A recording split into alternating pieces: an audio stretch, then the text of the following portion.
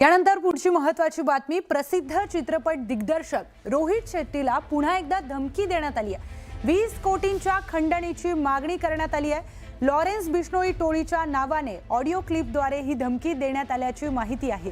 पैसे न दिल्यास थेट रोहित शेट्टीला लक्ष्य केलं जाईल असा इशारा देखील देण्यात आलाय। जुहू येथील त्यांच्या घरावर झालेला गोळीबार हा फक्त ट्रेलर होता असाही दावा करण्यात आलेला आहे। शुभम लोणकर हा 2024 मधील बाबा सिद्दीकी हत्या प्रकरण आणि फेब्रुवारी 2026 मध्ये रोहित शेट्टी यांच्या घरावरील गोळीबार प्रकरणात वॉन्टेड आरोपी आहे। बाबा सिद्दीकी हत्याकांड आणि रोहित शेट्टी गोळीबार प्रकरणानंतर शुभम लोणकरचा आवाज पहिल्यांदाच समोर आलाय।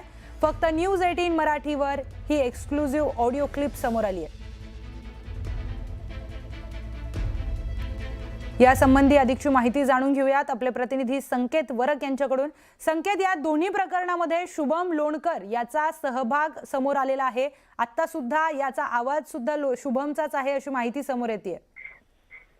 आपण जर पाहिलं तर ही ऑडिओ क्लिप जी आहे ती शुभम लोणकर याने स्वतः रेकॉर्ड केलेली आहे आणि ती त्याने रोहित शेट्टी यांच्या ज्या आहे टीमला, जी मॅनेजिंग टीम असते त्या टीमला पाठवली होती। ऑडिओ क्लिप मध्ये पण आपण ऐकतोय की 20 कोटी रुपयांची खंडणी शुभम लोणकर याने इथे मागितलेली आहे। खर तर शुभम लोणकर हा बिश्नोई सोबत काम करतोय असं देखील म्हटलं जात आहे आणि पैसे न दिल्यास रोहित शेट्टी यांना थेट लक्ष्य केलं जाईल असं देखील आता म्हटलं जाते। खर तर फेब्रुवारीमध्ये जो गोळीबार झाला होता तो रोहित शेट्टी यांच्या घरावर झाला होता। आपण पाहतोय घराची जी रेलिंग होती, खिडकी होती, त्याच्यावरती तो गोळीबार झाला होता। पण आत्ताचा आता ही जी धमकी देण्यात आलेली आहे या धमकीनुसार पुढचं लक्ष हे थेट रोहित शेट्टी असतील असं देखील म्हटलं जातं। त्याच्यामुळे ही खूप महत्वाची आणि खूप गंभीर बाब आहे। त्याच्यामुळे या पुढे आता या प्रकरणात आता पुढे पोलीस काय नेमकी भूमिका घेत आहेत, पोलिसांची भूमिका खूप जास्त महत्वाची असणार आहे। रोहित शेट्टी यांची सुरक्षा आता वाढवली जाणार का हे देखील महत्वाचं आहे। जवळपास 90 सेकंदांची ही ऑडिओ क्लिप आहे आणि शनिवारी सकाळी ही ऑडिओ क्लिप जी आहे ती मुंबई पोलिसांना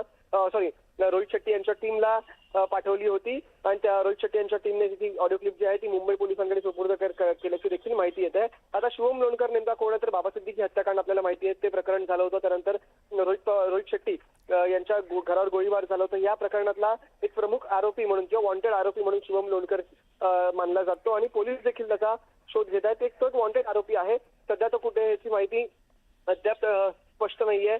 पण हे जे ऑडिओ क्लिप समोर येतात त्याच्यामुळे अनेक प्रश्नचिन्ह उपस्थित होतात की नेमकं शुभम लोणकरला अटक कधी होणार, शुभम लोणकरवर कारवाई कधी होणार किंवा अशा धमक्या किती काळ अजून येत राहणार आहेत, असे देखील अनेक प्रश्न इथे उपस्थित केले जात आहेत। आता ही ऑडिओ क्लिप जी आहे ऑडिओ क्लिपची फॉरेन्सिक तपासणी देखील होणार आहे आणि या धमकीतले जे दावे आहेत ते किती तथ्य आहेत किंवा त्याच्यावरती आता कशी ऍक्शन होणार आहे हे देखील पाहणं महत्वाचं आहे। मुळात मुंबई पोलीस आता या संपूर्ण प्रकरणामध्ये काय भूमिका घेते हे पाहणं महत्वाचं आहे। निश्चितच संकेत, ही ऑडिओ क्लिप न्यूज 18 मराठीच्या हाती लागलेली आहे। शुभम लोणकर नेमका या ऑडिओ क्लिप मध्ये काय म्हटलेलं आहे पाहूयात। रोहित शेट्टी, शुभम लोणकर बोल रहा हूँ। तेरे को मराठी में समझाया था, समझा नहीं। अब तेरे को हम हमारी भाषा में समझाएंगे, बंदूक की भाषा में समझाएंगे। तेरे को वह है ना कि तू प्रशासन के पास चला जाएगा या तू सिक्योरिटी ले लेगा, तू बच नहीं सकता। मेरे शूटर तेरे आसपास ही है, तेरे को मारेंगे ही मारेंगे। मुंबई में तू बच नहीं सकता और विदेश में जाएगा तो विदेश में तो हम छोड़ेंगे नहीं। तुझे तो पता ही है विदेश में हमने कितने मार के रखे। अब तेरी मर्जी है, तूने मौत चुनी है ना, तेरे को मौत ही देंगे और ऐसी मौत देंगे कि 7 पुश्ते याद रखेंगी तेरी। बॉलीवुड को ये लास्ट चेतावनी है, जो भी मेरा कॉल आएगा अटेंड नहीं करेगा तो सीधी मौत होगी। इसके बाद कोई कॉल मैसेज नहीं होगा तेरे को जल्दी रिप्लाई दूंगा। मेरा नाम याद रखना, शुभम लोणकर, लॉरेंस बिश्नोई ग्रुप।